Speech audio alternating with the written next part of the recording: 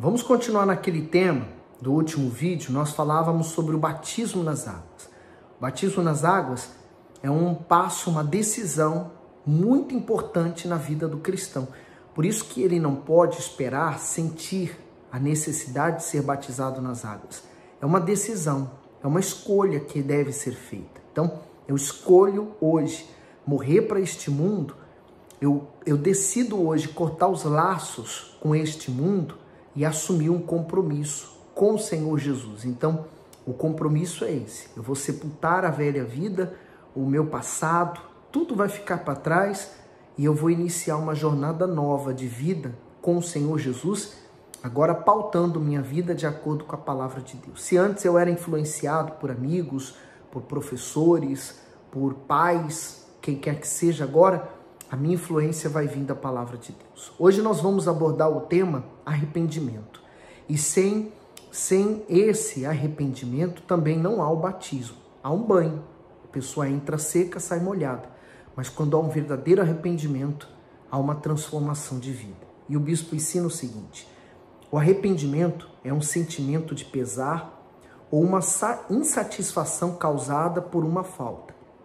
Sobre o ponto de vista cristão, ele inclui alguns aspectos importantes para o nosso conhecimento geral.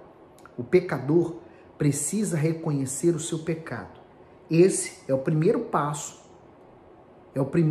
importante para um arrependimento sincero e honesto, pois ninguém pode se arrepender de algo que não reconhece. Então, não tem como eu querer me arrepender se eu primeiro não me ver um pecador, se eu não me ver que eu estou vivendo no pecado. Por exemplo, o Senhor Jesus, ele estava no meio dos pecadores, ele falava com os pecadores, ele foi na casa de Zaqueu, que era um cobrador de impostos, então considerado um pecador, e aqueles fariseus, homens religiosos, eles até criticavam Jesus por essas atitudes. E o Senhor Jesus falou assim: mas eu não vim para quem está bem, eu vim para quem é um pecador, eu vim para quem está doente, enfermo na alma. Então, assim é o arrependimento. O arrependimento é para quem se vê pecador, se vê errado. O segundo ponto: o pecador precisa odiar o pecado. Se não sentir repulsa pelo seu pecado, a ponto de odiá-lo, certamente o cometerá outra vez e se tornará viciado no pecado. Então, o remorso, ele causa esse problema. A pessoa que sente remorso, por exemplo, ela comete um pecado e ela então pede perdão, mas ela volta a cometê-lo. Ela não odeia aquele pecado, ela nem se afasta dele, porque no fundo a alma dela ainda gosta daquele prazer oferecido pelo pecado. Então, quando há um verdadeiro arrependimento, há o abandono completo. Então, aquela pessoa já não quer mais voltar àquele estilo de vida, porque só lhe fez mal. Então, ela abandona, ela passa a sentir nojo daquele estilo de vida ou da prática que ela vivia. Terceiro ponto: o pecador precisa abandonar o seu pecado. Se a pessoa não virar as costas para aquilo que é errado, imediatamente jamais conseguirá abandoná-lo. Não adianta pensar que vencerá o pecado ficando lado a lado com ele. Por exemplo, algumas vezes o cristão é convidado a fazer companhia a pessoas que não participam da sua fé. Estas normalmente tentam induzi-lo ao erro e, por mais que resista, muitas vezes o fazem cair, sabe? É um grande problema, A amizade que termina por te influenciar a fazer o que não deve. E ela leva você, então, a fazer coisas que não devem e distanciar de Deus. Então, tem coisas que é melhor você se afastar. É como a Bíblia fala, Fugir da aparência do mal. Fugir até da aparência. Tem aparência do que é mal, você foge. Então, no princípio da fé, é muito, muito normal, muito natural que você vai perder amizades com pessoas que antes você era muito amigo, íntimos, pessoas que antes você compartilhava a sua vida, amigos, enfim, e etc. Você vai terminar por perder muitas dessas amizades porque elas não vão querer te acompanhar na mesma fé. Elas vão querer continuar vivendo a vida delas como sempre foram. Mas vai valer a pena, porque, acima de tudo, você vai ganhar uma vida nova com o Senhor Jesus e também amigos da fé. O último, ele diz assim: o pecador precisa se esquecer do pecado definitivamente. Para que o arrependimento seja completo, é necessário que se esqueça do pecado praticado como se ele nunca tivesse sido cometido. Então, quando a pessoa se esquece do pecado, quando ela olha para frente e segue em frente, não adianta eu ficar agora, por exemplo, chorando pelo fato de eu ter cometido algo de errado. Não, eu me arrependo, eu busco a Deus e sigo em frente. O que você não pode é ficar prostrado, se lamentando das coisas que estão acontecendo. Vamos em frente. O mais importante é você não desistir da fé e seguir o seu caminho, o seu chamado, que Deus te chamou. Porque não há batismo com o Espírito Santo sem primeiro houver o arrependimento e o batismo nas águas. Agora nós vamos ler o título: Batismo nas águas por imersão. Muito se tem discutido a respeito da maneira de se batizar as pessoas.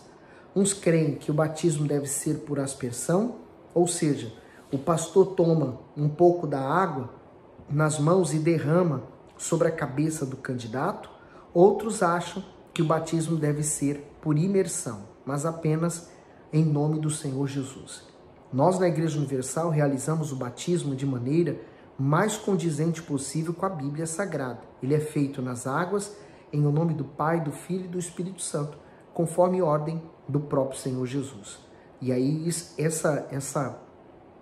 esse tema está lá em Mateus 28, 19. Deus manda os discípulos dele fazer discípulos de todas as nações e batizando as pessoas em nome do Pai, do Filho e do Espírito Santo. Bom, nós sabemos que na Igreja Universal sempre foi praticado isso, né? Há o pastor, a piscina, ou o rio, ou o mar, seja qual for, e há o candidato a ser batizado e ele é mergulhado nas águas. Mas por conta da pandemia, né, do Covid-19, não está sendo feito isso. Está sendo feito, então, a aspersão, que é válido tanto quanto o do mergulho. Porque você está, na verdade, lavando a sua consciência, né? O mais importante foi a sua decisão e a sua decisão pública de assumir a sua fé no Senhor Jesus. O batismo no leito de dor. É muito natural alguém receber o Senhor Jesus como Salvador no leito de dor e até mesmo à beira da morte. Nesses casos, nem sempre é possível batizar por imersão.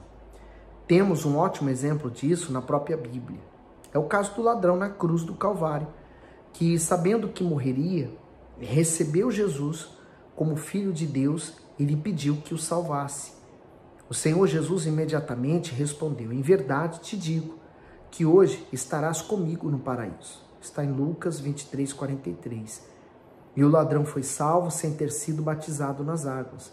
Realmente, o batismo nas águas somente tem utilidade para as pessoas que, ao se converterem, continuarão vivendo neste mundo de pecado. Para não se contaminarem com ele, precisam estar sepultadas ou mortas, a fim de que o pecado não tenha mais nenhum domínio sobre elas.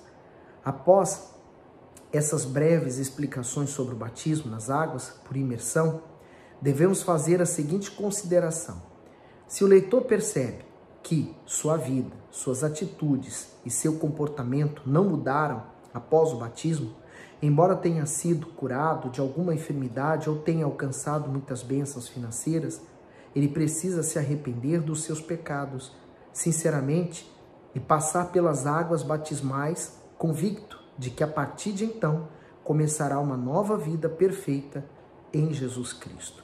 Por isso, nosso próximo tema também vai ser muito importante, o Espírito Santo, que é a sequência, né, do batismo nas águas, é o batismo no Espírito Santo. Bom, mas ainda continuando nesse assunto do batismo nas águas, né, você não pode esperar sentir uma necessidade para isso. É uma decisão, uma escolha.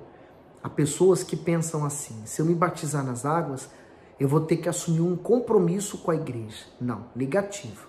O seu compromisso nunca vai ser com a igreja, mas vai ser com o Senhor Jesus, aquele que é o líder da igreja, o cabeça da igreja. Então, você assume esse compromisso e dele depende a sua salvação. Por isso que o Senhor Jesus foi bem claro, ele disse assim, ó, quem crer e for batizado será salvo. Quem, porém, não crer, já está condenado. Quer dizer, olha só a gravidade para quem não se batiza. Eu não quero te assustar, mas eu quero te conscientizar sobre a necessidade do batismo nas águas. É uma necessidade que você tem para você iniciar uma vida com Deus. Então, o seu compromisso é com Jesus, a sua aliança é com Ele, porque Ele morreu para salvar você. E é nessa certeza e nessa confiança que você, então, desce as águas batismais para iniciar uma vida nova através da palavra de Deus. Se você ainda não fez, está na hora de você fazer. Procure o pastor da sua igreja imediatamente para que isso aconteça. Diga para ele que você quer se batizar nas águas, que você quer sepultar a velha criatura, porque você está decidida a iniciar uma vida nova. Você tem agora essa oportunidade conscientemente de se batizar. E você que um dia já se batizou, mas na verdade, no fundo, não foi um batismo. Você foi porque outras pessoas foram, alguém chamou você, foi um evento que aconteceu, mas não houve nenhuma mudança. Você continua, você segue a sua vida sendo a mesma criatura que sempre foi. Então é necessário você agora, diante dessa palavra, se conscientizar e buscar o batismo nas águas.